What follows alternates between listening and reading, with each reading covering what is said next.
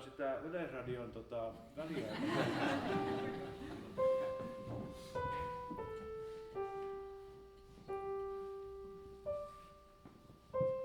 Eikö niin?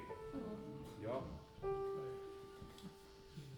Mä mietin, että jos tämmöiset sävelet olisi annettu vaikka jollekin Bachille tai ehkä Telemannille, niin mitähän siitä olisi tullut, että hei, että tees tosta biisi.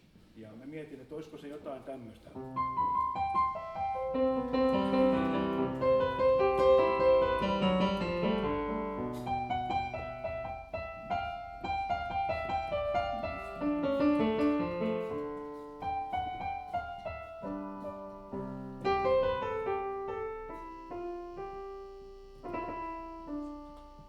Ehkä, tätä ei tiedä.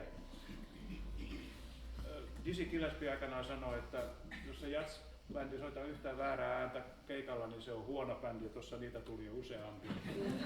Mutta sen me tiedämme, että Jean Sibelius, jota ei missään konsertissa tänä vuonna voi tietenkään sivuuttaa. Sibelius on käsitellyt näitä samoja ääniä 5.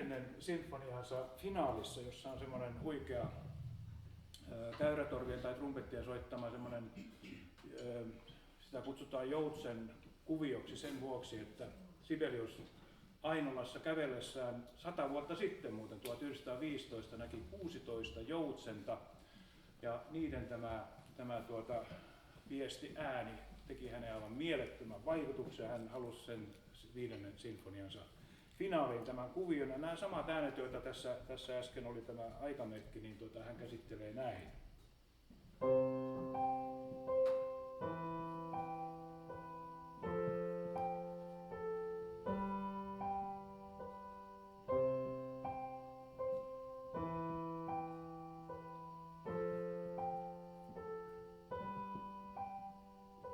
Sibeliusta ei uskalla enempää lainata, koska perikuntaa kohta niskassa. Mutta mitä teki Sonny Rollins näillä äänillä?